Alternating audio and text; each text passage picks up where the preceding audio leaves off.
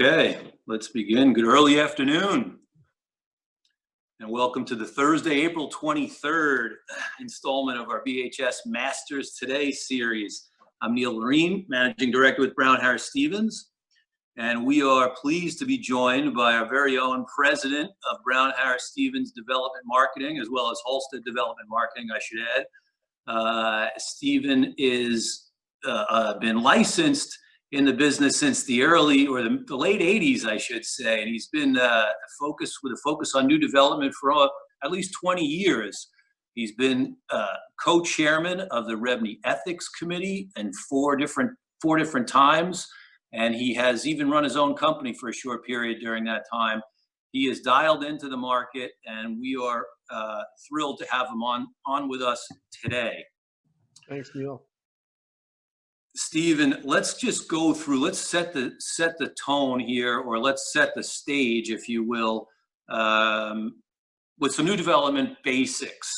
Can you give us just a summary of costs? And part of the objective here is that when people might think it's okay to negotiate, and we'll get to that later, you know, they sometimes fail to realize that there is a laundry list of costs and expenses that go into these projects. Can we just go through some of that stuff quickly? Sure. And good afternoon, everybody. It's great to virtually see you. I hope everybody's well and healthy and safe. You know, developers take on a tremendous amount of risk and expense when they enter into a new development opportunity. And it starts long before they even close on the property. They're hiring consultants such as us to help them evaluate the opportunity, to help them decide the highest and best use of the property. They're hiring architects to do massings and zoning studies and bulk studies and floor area studies to determine if the project is even viable.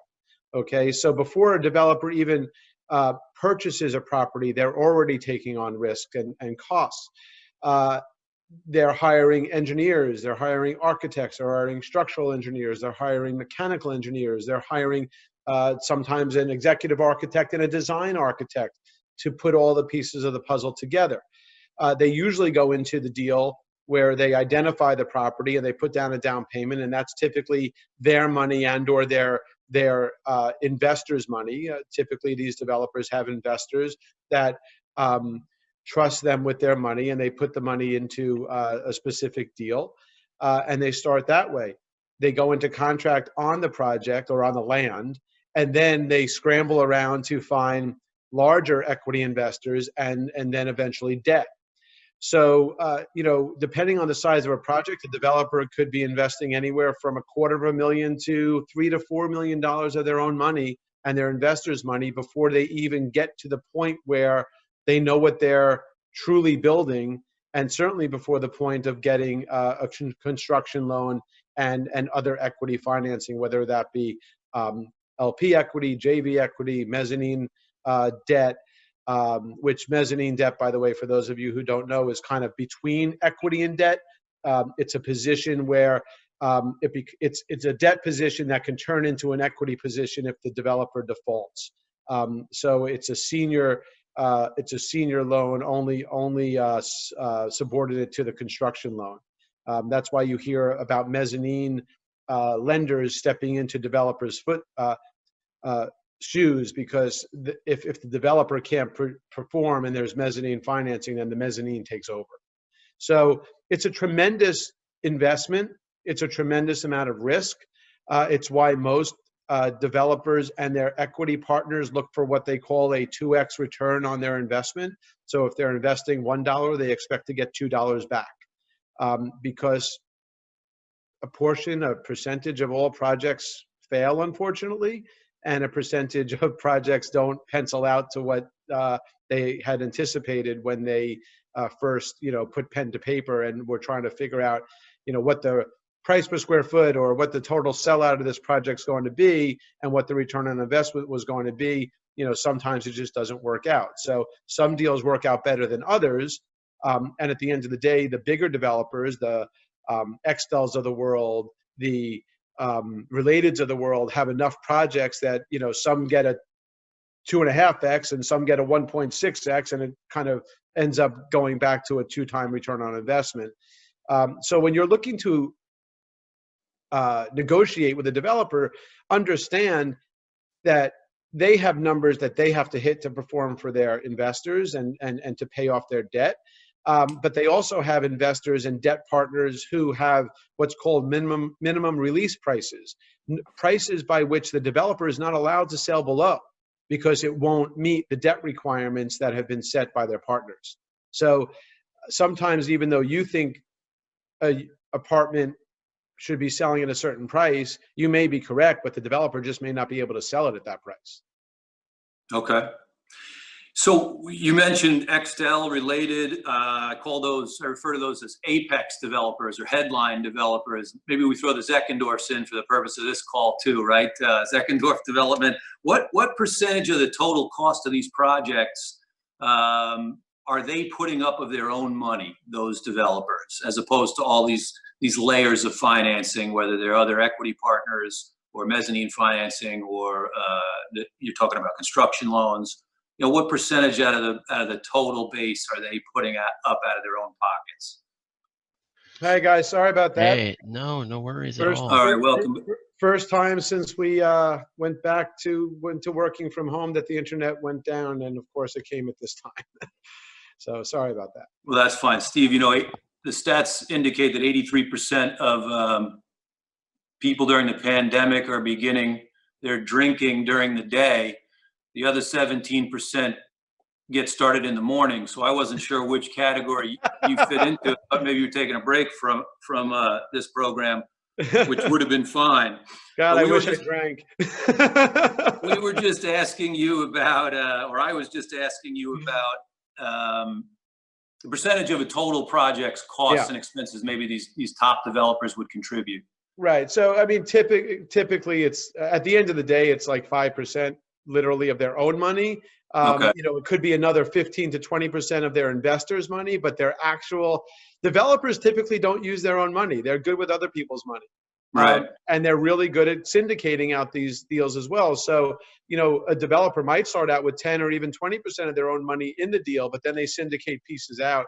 And at the end of the day, they're usually working for, you know, what's called the promote and a much bigger back end. But they take a lot of the risk up front, and then others take on the risk as the deal progresses. Okay.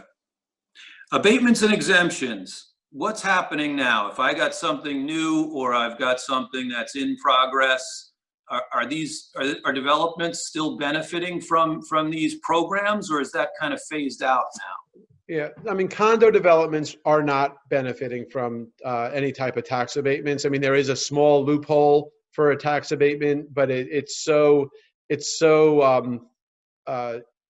small and restrictive that no developer is taking advantage of it. There are projects out there that still have abatements because they started while those abatement programs were available, and there was a sunset date on when they could be eligible for those benefits. So there are some projects that still do benefit from abatements. Extel has some projects because they built so much affordable housing that some of their projects still do benefit from abatements.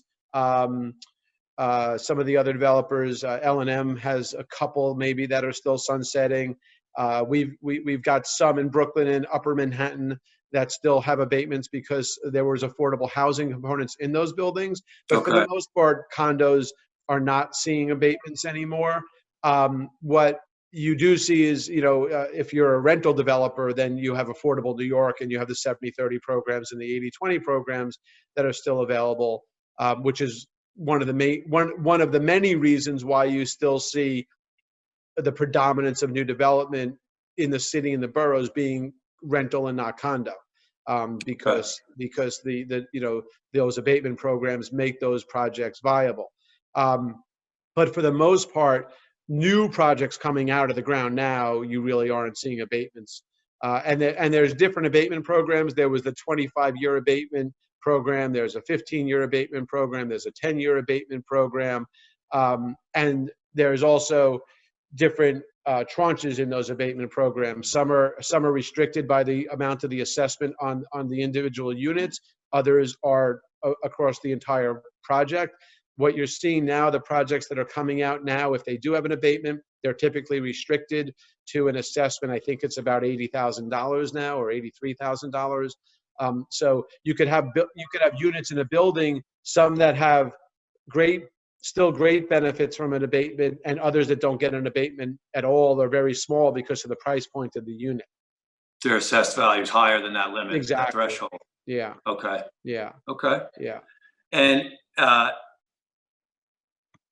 what about the impact, before we really get into today's environment? What about the impact? It's recent enough of everything from the tighter rent regulations to the higher transfer taxes to the increase in mansion taxes. What's the discussion like behind the scenes among developers and the people who work with developers about their sort of opinion of engaging in new projects or taking on new projects, going forward at this point, other than the rental stuff?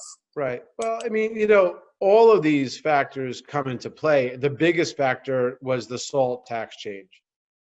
And that really in new development was very difficult, because you already had lots of stressors like you're talking about. And then this on top of it just really pushed developers, kind of to a point where they're saying, how are buyers going to be able to afford these properties? The different factors, listen, the pied-à-terre tax, which Will and Greg, did a great job in at least for the time being, get off the governor's desk, would have been a killer for us. And there has been talk about bringing that back. And we have to, as an industry, as constituents of the city, we have to push back on that hard, because that would have a tremendous economic impact on the city, as Will has said, with people who don't even use the resources of our city. So they're already paying high amounts of real estate taxes. They're helping to fund our city, and they're not even using the public areas of our city that we get to benefit from. So that would be a tremendous harm to our industry. The transfer tax change, I don't think has had that big of an impact. The mansion tax change certainly has had an impact, and particularly for the segment of the marketplace that Brown Harris Stevens dominates. On the developer side, we have seen buyers ask developers to absorb some, if not all, of the additional transfer tax burden, mansion tax burden. It's getting negotiated. The initial transfer tax of the 1% that it used to be, no developer is going to give in on that, because it was always a buyer's expense. But as the tax graduates, we have seen developers be somewhat open to negotiating part of that added expense. The good news is it still is a one-time expense. It's, unlike the pied-à-terre tax, which is proposed to be an annual expense.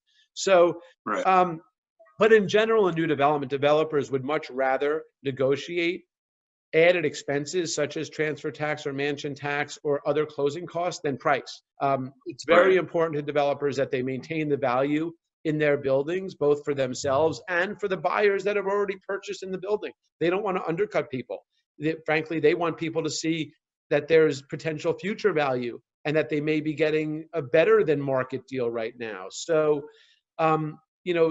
those changes definitely have hurt, but I think their impact has been far less than what the impact of a pied-à-terre tax would be. Okay, so it's nice to know that that's tabled for now, at least. Let's move into the current environment. We've got a good background here on up to this point where we're on pause. Some of the questions I think people want to know the answers to is, has the Attorney General granted exemptions or extensions for any of its standard requirements? 15% of these units have to be in contract for the plan to be declared effective. Right. Any breaks for developers right now? Right. So there are breaks for developers. The 15% is not one of them. We'll get to that. But there are some temporary breaks for developers, and then there are some anticipated future breaks for developers. So Okay. the governor's office did issue an executive order that all of the deadlines in an offering plan would be extended through the term of the stay-at-home order, which is right now May 15th. So for instance, if you had a drop dead date in an offering plan where the first closing had to occur by May 1st, or the buyers had a right of rescission, now that date is pushed out to May 15th. The reason for doing that is because developers are having difficulty getting their final sign-offs to get their TCOs, so they can't close units without a TCO. So the governor, recognizing that he put a moratorium on most construction, has pushed off those types of dates. In addition, developers right now do not have to file amendments for such things as price changes. So for the moment, developers don't need to, when they change a price up or down, they don't need to file that amendment. They will have to file it in the future when the AG's office is back to kind of some sense of normal. Right. Same thing, they don't have to file to extend their offering plan right now because those dates have been pushed off by executive order.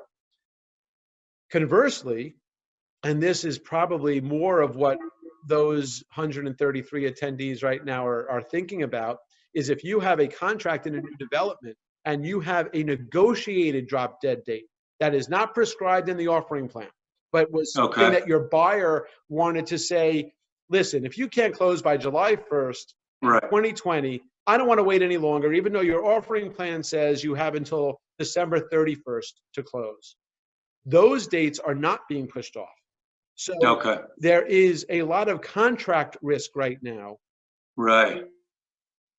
The Attorney General's office will extend offering plans and drop dead dates that are prescribed in the plan out further once we start to understand when construction will begin again. And I think that they'll probably give, developers a few months to catch up, but nothing's been decided yet. REBNY is working very closely with us and with the developers to lobby the governor's office to try to make sure that there's something that's fair for everybody, recognizing that the AG is always going to protect the consumer before they protect a developer. Got it.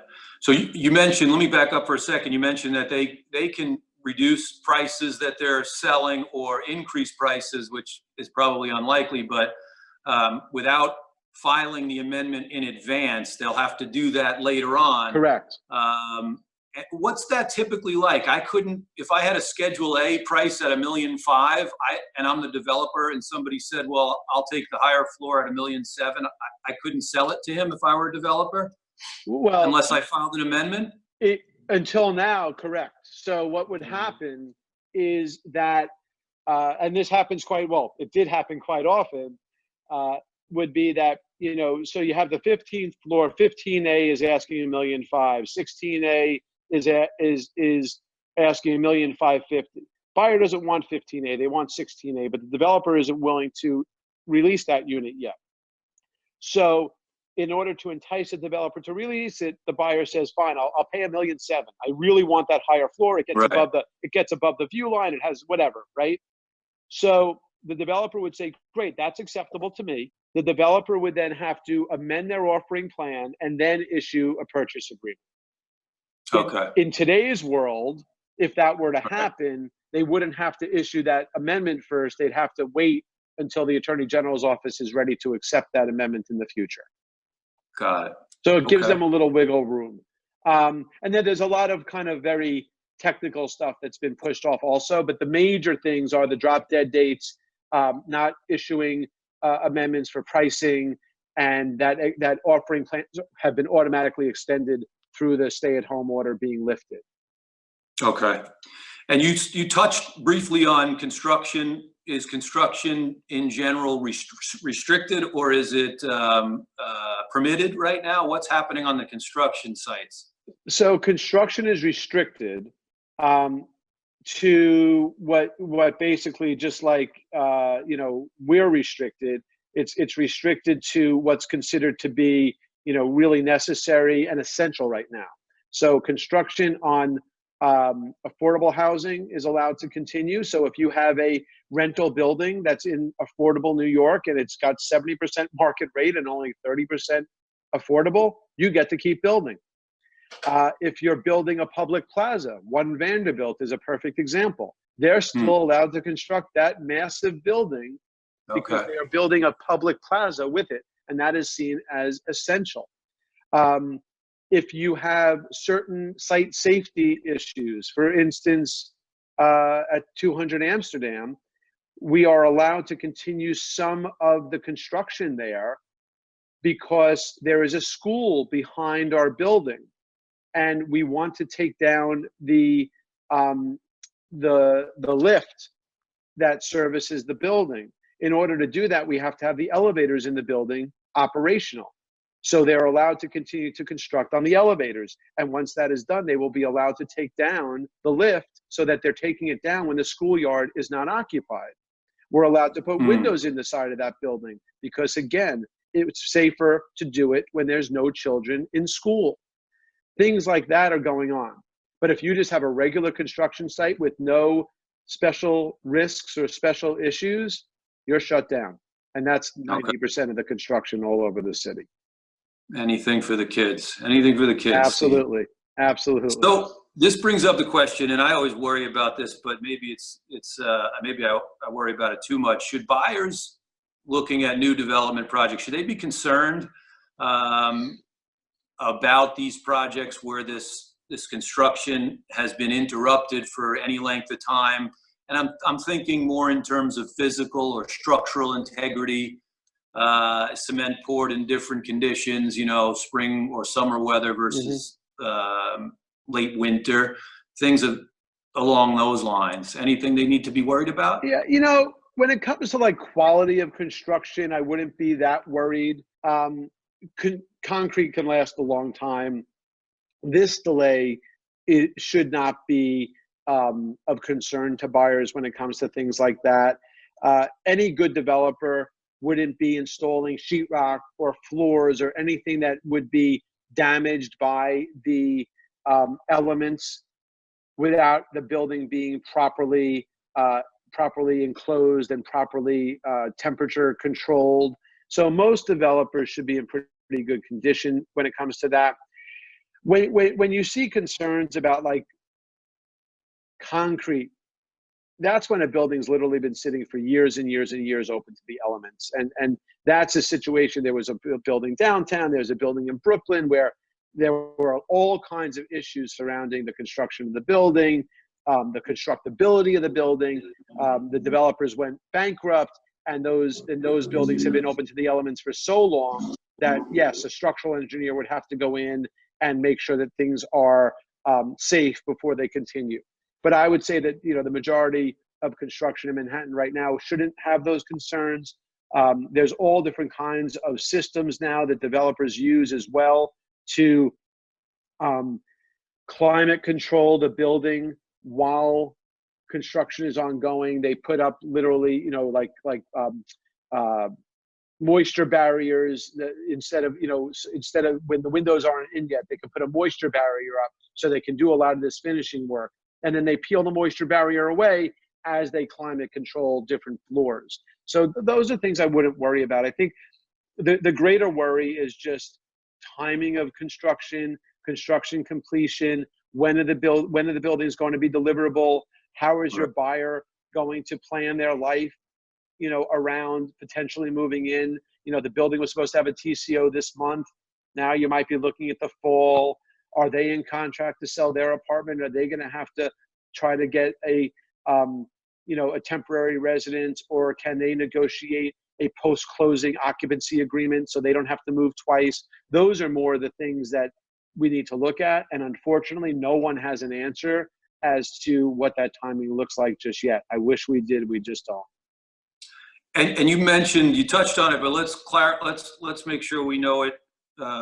What's happening exactly? DOB inspections are halted right now. Is that right? if a project is in that stage? They're not completely halted, but they're slow.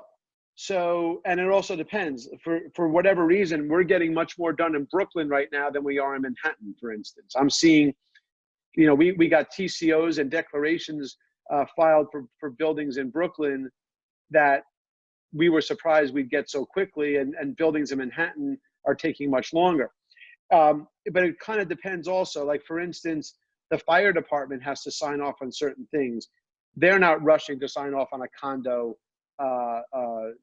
inspection right now. They have much bigger things to worry about. They already are working at less than capacity. They're dealing with all other kinds of issues. They're first responders. I'm sure that they're not worrying about a developer right now. Right. So, so there's all different kinds of factors. It's not that DOB isn't working. They're working with a smaller workforce. They have to worry about protections. They have to worry about transportation to and from these sites. And then they have to coordinate. Remember, if construction is shut down, then you got to get the contractor to come out, or the plumber to come out, or the electrician to come out to meet with the inspector to get the sign off, and they might not be available. Okay, so a lot of layers. A lot of layers. It's very complicated. This is, in my 30 plus years in business, I've been through horrible economic cycles. I've been through, the horrors of 9/11. When it comes to the intricacies of working through this problem, this is a completely different ballgame for developers. Yeah. And what are we seeing? This is something that I'm sure agents who are on the call are interested in, or their buyers certainly. So I'll lob it over your way. Renegotiating on signed contracts. We're seeing it on the resale side. It's a little bit different sometimes with the individual private seller who just wants to move on and who might not be contractually obligated to, but says, look, I'll to induce you to move quickly, I'll give you 10 or 20 or 50 grand. But what about the developers? So we've been very fortunate so far. Portfolio wide, we've really only had 2 or 3 out of hundreds of contracts try to renegotiate. And I will tell you, by the way, we're closing all of our deals. We closed close to 40 deals in the last 30 days. So deals are closing.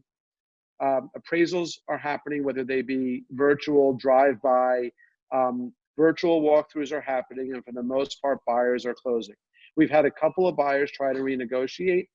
My clients are holding still. They're saying, listen, I have your 10 or 15% deposit. I don't believe that the apartment that you are in contract to buy has depreciated in value 10 or 15%, and I'm willing to take the risk. I did speak to a prominent real estate lawyer this morning that told me about 35% of his deals right now are in some sort of renegotiation. He said the majority of those are resales. Right. He said that his the clients that we have that aren't common, he said that most of his developer clients are holding pretty firm. You might be able to get a couple of bucks off, to make the buyer feel comfortable. But we're not talking about wholesale changes of 10 or 15 or 20%. We're talking about percentage points or thousands of dollars, not hundreds of thousands of dollars. I did hear of one deal in Hudson Yards that got negotiated very heavily, but frankly, it should have been. I mean, the property was 25% overpriced anyway.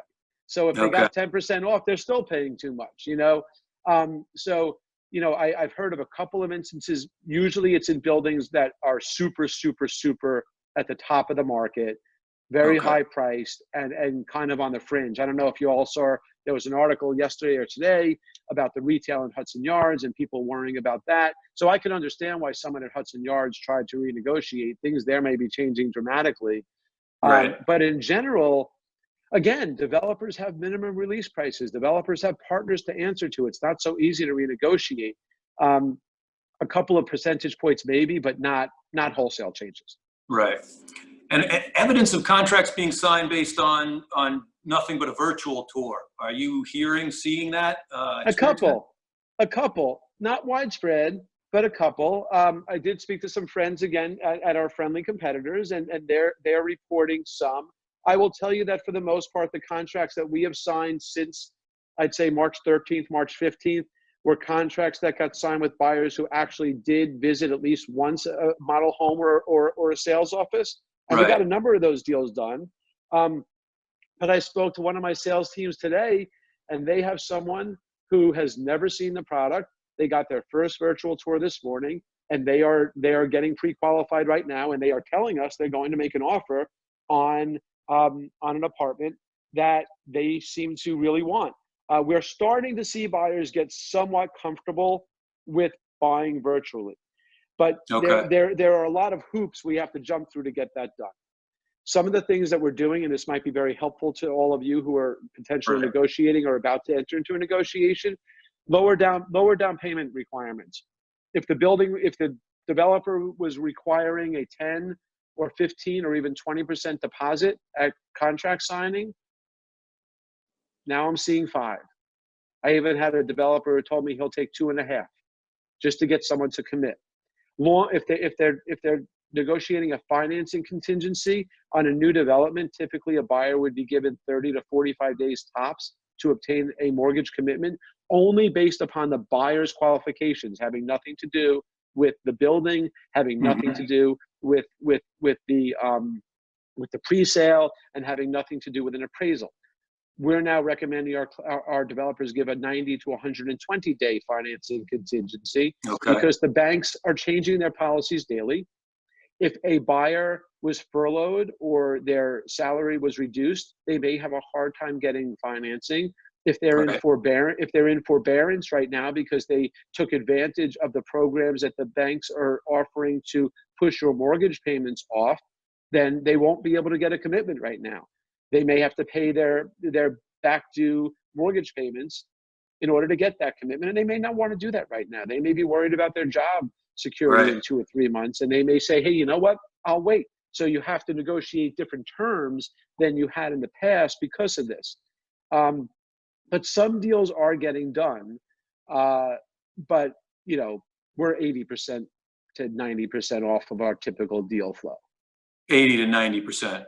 Yeah. And on that 2.5 or 5% on the reduced down payment, that flexibility, are you suggesting that these developers then collect the remaining 7.5% or 12.5% at a later date, or just, hey, 2.5% until you close? No, at a later date, depending on the status of the project. If the project is TCO'd and the buyer just needs more time, then they're probably just going to go from contract deposit to close. If the project is 6, 9, 12 months out, then there would be a staggered increase of the deposit. But I don't think you're going to see more than 5% to 10% because buyers are going to be saying, listen, I lost wealth on paper in the market. I don't want to take that money out of the market right now. I want it to go work for me. And it makes complete sense. And listen, if it's a $2 million property, no one's walking away from $100,000 so easily, just like they're not walking away from $200,000 so easily. So the truth of the matter is the developer's happy to have the deal. The buyer feels more comfortable. It shows the buyer that the developer's being rational and reasonable and understanding the circumstances surrounding today's marketplace and today's world. And everyone's got to give a little bit. Okay. So bulk sales, we saw an article about bulk sales at Waterline Square. Is that an isolated incident, or are there some developers who are prepared to do that or in negotiations to do that right now? So I believe that was an isolated incident. It seemed like that buyer, for whatever reason, I won't get into my own personal opinions about it, had to move some money out of South America pretty quickly. But in general, I have not heard about any other bulk sales, but there were bulk sale conversations going on before COVID became a thing. And most of those bulk sales did not happen because the numbers just didn't work. The return on investment for those bulk buyers to turn units into rentals and then sell them over time just were not working, because most of these deals have to happen at about $1,000 a square foot in order for any type of reasonable return to make sense. What's killing bulk sales isn't the price, it's real estate taxes. Okay.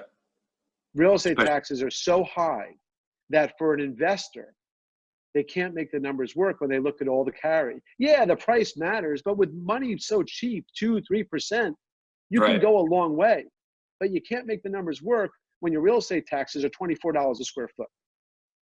So Oh. there's not a lot of bulk activity going on right now. I get asked, I've had a number of the people on this, the participants on this Zoom meeting ask me about bulk opportunities. I've had a lot of people reach out.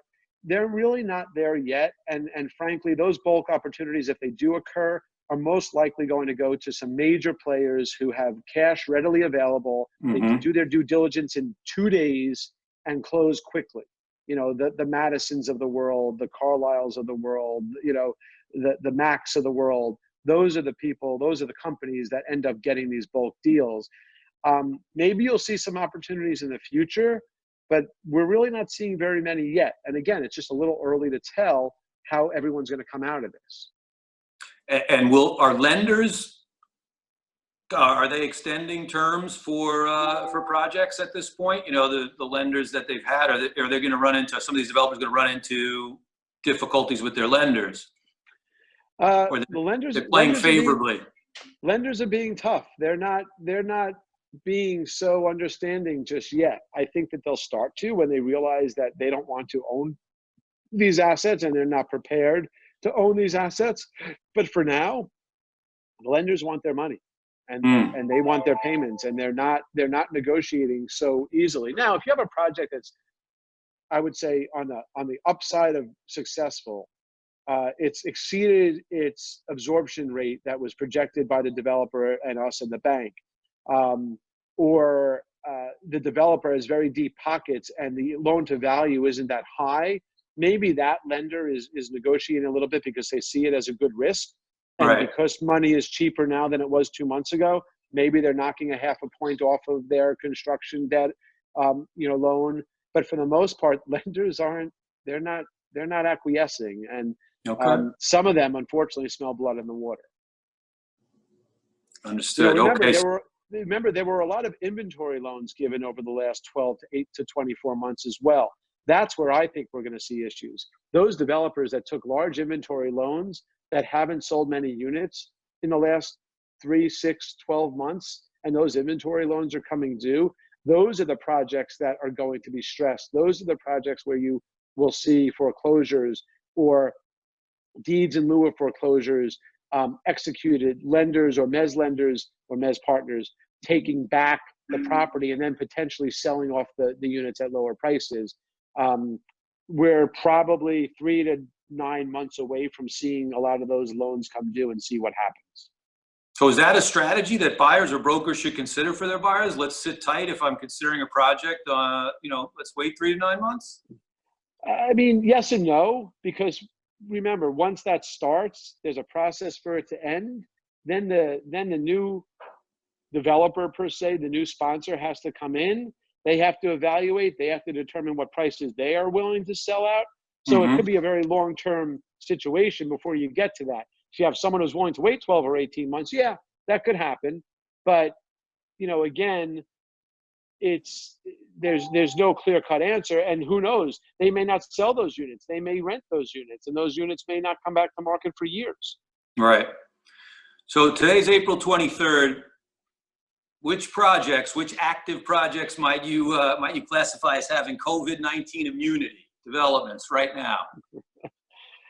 Wow, I don't know that any development has immunity, okay? But what I would say, number one, is that developments that are in good neighborhoods that were reasonably priced pre-COVID-19 should still be okay post-COVID-19. For example, Beckford House and Tower. That project was projected to come out to market at $2,700 to $2,800 a foot. They came out between $1,900 and $2,200 a square foot because they realized that they were off and they just wanted to sell and kind of move on. They've had some reasonable success, and it's a very nice product, right? So that project will probably be okay. They're not making money. The developer is not making money, but they're not going to go under, in my opinion. Projects that were in trouble before March of 2020, projects that weren't selling well, projects that were viewed by the industry as overpriced and not in a great location, those projects are going to definitely have COVID issues, but they're issues that started well before COVID-19. Then you have projects, that I know a lot of our brokers have been focusing on, like the Waldorf, where there's a very specific buyer who only wants to live in that building. And we know we've done a number of deals in that building, and those buyers love the building, but there's hundreds and hundreds, 500 or so apartments that have to be sold in that building. I'm a little worried about that. I'm worried about their ability to sell all those units when there's been a lot of loss of wealth. Business is going to be slow for a couple of months, and it's a beautiful building. The floor plans aren't wonderful, and I'm curious how that building is going to work out. 111 West 57th Street just had its first closing. They got their TCO. They just had their first closing, but they still have a very low number of units sold. I'm curious to see how that building works out. Nordstrom Tower, I think, is going to have some serious issues because they have not sold very many. Right. Okay. That building hasn't sold many units at all. And that would be a building that would be very much, attractive to our demographic of buyer for Brown Harris. And, I think they're going to have some real struggles. And Extel has a huge portfolio of buildings that are large buildings, right? So I'm a little worried about them and how they're going to come out of this situation. Hudson Yards is another one. Buildings that I think will do well. I think Beckford should do pretty well. I'm interested to see 33 Park Place come to market. It's a beautiful building by a Pritzker Award-winning architect. It's supposed to come to market in the fall. It's not a lot of units. I think it's 33 apartments or 40 apartments. And they have, very nice views of City Hall Park. That'll be interesting to see how they do there. It's been much anticipated. It's our project. Who's developing that, and when is the anticipated sales office? I think the developers, is it Muse? The sales office, I got an email the other day. The sales office, I think, was supposed to open soon. Now I think it's going to open in the fall. In the fall, okay. 33 Park Row. Yeah. I know there's been a lot of back and forth and litigation on it, but 200 Amsterdam is moving forward, as I mentioned earlier today, with construction. It's much anticipated. We're still getting a ton of inquiries about the building. And once our litigation is settled, which we do believe will be this summer, I think that building is going to still perform very, very well. And not one of our buyers there has contacted us to ask if they could renegotiate or if they could get out of their contract. As a matter of fact, if anything, the buyers in that building have been incredibly supportive and they can't wait to move in. But we're also talking to that developer. So that building has, as many of the like co-ops on Park Avenue have two commercial spaces in the building on the ground floor that are for doctors' offices. So one of the things that we've been talking about doing in that building to make it even more attractive to our buyers is maybe putting in some concierge medical doctors into those offices so that people feel even better about, living in Manhattan post-COVID. We already have a lot of great kind of systems in place, like filtered air and such. So the building itself kind of meets some new type of COVID standards. The Vanderwater up on 122nd and Broadway, that building has been very well received. We've done 4 deals, I think, there now since COVID, which is amazing. We're supposed to be closing those units in the fall or early winter of 2020. That's been very well received. So, there are projects that people are still very excited about. And then there's projects that have more of a wait and see, attitude right now.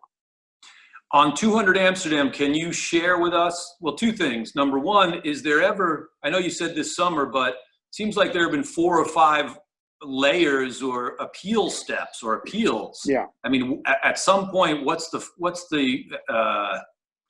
process where they say no more appeals are permitted, I guess, in terms of the law? That's basically where they are now, because it is now at the Court of Appeals, which is the highest court in New York State.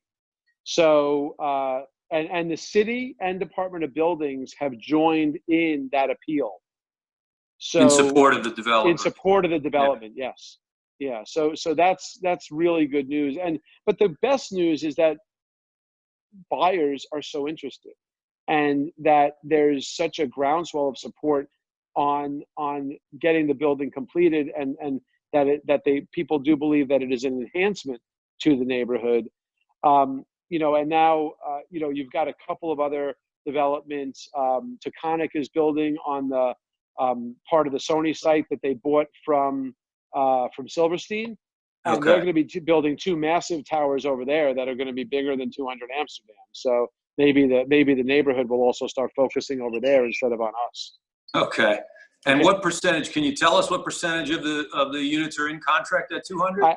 Unfortunately, I can't. I'm under a confidentiality agreement, but like I said, we would actually have a lot more in contract right now if the Attorney General's office was open and was able to approve our amendment to disclose the appeal, because we had buyers in negotiation when we had to stop selling because we have to update our offering plan. So we would have actually had a number of more deals done had that happened. But I can't. All I can tell you is that we're on track, and we were very happy with the amount of activity and interest in the building. And a lot of our Brown Harris brokers had brought deals and had buyers either in negotiation or who are in contract. Right.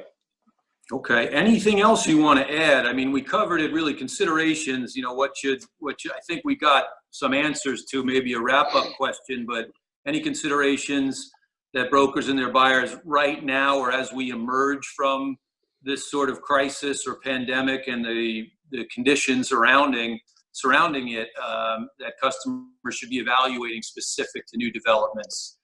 Well, I think what's really important to remember is that before March of 2020, the first quarter of 2020 was looking real good. Mm-hmm. We were trending in a very healthy direction. Sales volume in new development was up. Contracts signed in new development in Manhattan were up. Buyers were coming out and showing faith that they felt like the market had settled at a price point where they felt comfortable transacting. Developers had softened a little bit, and some had reduced prices or were a little bit more negotiable. Right. And we were in a really good place. And then this all happened. And nobody has a crystal ball as to how quickly our economy will recover. No one has a crystal ball as to how many jobs will come back, how many of our favorite restaurants will reopen. But what I will tell you is that, having gone through, the late 80s, early 90s, the dot-com bust in 2000, 9/11 in 2001, and the recession in 08, 09, New York City always bounces back. And New York City bounces back faster than any other place in the country, potentially any other place in the world. And I think that'll happen again this time. I think that we're going to need a lot of help. But I think we were in a really good place. And what I actually do think is going to come out of this is I think that some of these buildings that we talked about earlier that are in not wonderful locations that weren't selling well will eventually go rental. Okay. So some of that product is going to be taken off the table, which is actually going to be very helpful for the new development world, because then we won't be talking about 5 years worth of inventory anymore. We'll be talking about the normal. Right. We'll be talking about the normal 2 or 3 years worth of inventory, which is healthy. So, I think it's a wait and see. We have a lot of data. We're crunching it all. We're taking a look at it all. I talked to Greg Heim. Greg feels reasonably optimistic about, us coming out of this in a decent way. But we also have to remember we're in an election year, and we're going into, the election quarters. Right. And I think that will also have a bit of an impact on our marketplace. And I think that people have to take that into consideration. But when you talk about new development, developers are going to make business decisions based upon what they can afford to do, not what they want to do. Mm-hmm. And at some point, they just can't afford to go lower. And that's our biggest challenge right now. I literally had a conversation with a developer yesterday about an offer that's a really good offer on an apartment. Mm-hmm. But we're like, $100,000 below the minimum release price. So he would have to go back to his lender to see if they'll negotiate with him on that one unit. And we really want to do the deal because it would be still a high watermark in the building, but not high enough. So there's a lot of give and take, a lot of back and forth. There are a lot of unanswered questions right now. I hope in a month, we can have another one of these and have more questions answered than unanswered. But in general, I think it's going to be project by project, developer by developer. There's not going to be a one size fits all for this situation. Right, and it's hard to aggregate all that data for individual buyers and brokers, though. So we might have to bring. I have a crystal ball, Stephen, but I'm under a confidentiality agreement, so I can't tell you what those predictions are just yet. But do you care to share any specific developments that you think could wind up with more rentals than sales, or anything that we might be looking at as buyers and brokers? So they just got an inventory loan not long ago, but I think the Central is going to be one of those projects that could end up going rental, or at least a high majority of the units being rental. I'm curious to see what happens at 53 West 53rd Street. They still have a lot of product to sell. The investors, who I believe are from Singapore, have not wanted to negotiate very much. I think eventually they're going to have to give some. Right. I think that obviously 125 Greenwich has been in play for a long time. Okay. A new sponsor came in. Now they just, I believe, sold off their interest to somebody else. We'll see what happens with that one. I'm interested to see what happens with 1 Wall Street. That's a huge number of units that Maclau is attempting to sell. All of the sales that they had in that building early on, from what I was told, were from Asian buyers, mostly Chinese. I'll be very interested to see if those folks can close now, and how much more restrictive it's going to be in China to get money out. I think the One Manhattan Square was, they did their Asian tour originally too. They must have. One Manhattan, well, they closed a lot of units, but they still have 600 more to sell. So that's another one. They're doing a rent to own right now, so they're already kind of trending towards rental. 100 Barclays was also doing a rent to own, so they have a lot of rental going on there.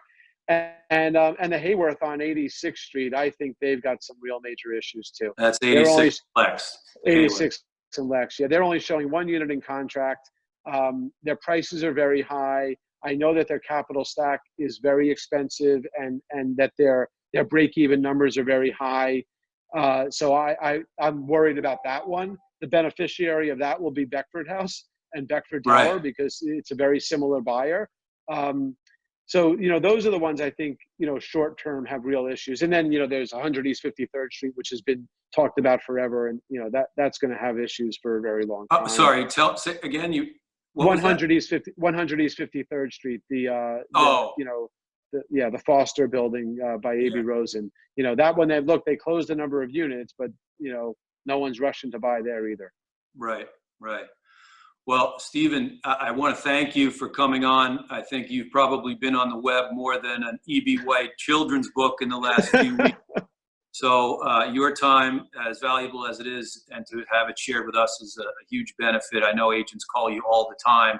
I think we've got some good information on this talk, and it would be wonderful if we could have you back post-pandemic and talk about some of the answers to these questions for which we don't have answers right now. So, sure, always happy to. I'd love to do it again. We'll keep on kind of updating our projections and information, and we can do another one of these. If anything really major changes, we could also send out an email to everyone telling them what we think. I do apologize for the technical difficulties. I bet my internet literally hasn't gone down in a month, and of course it had to go down today. That's fine. We're glad we got you back up. So thank you again, Stephen. Enjoy the rest of the day and stay safe as always. And we appreciate your time today. Oh, my pleasure. Neil, I want to thank you. You did a great job putting this together, putting the questions together. Kind of looking to peel back the onion, and I really appreciate your help and your guiding this. It really is. You did a great job. So thank you very much. I appreciate it. Thanks, Steve. Okay, we'll see you. All Take care, right. everyone. Take care, everybody. Be safe.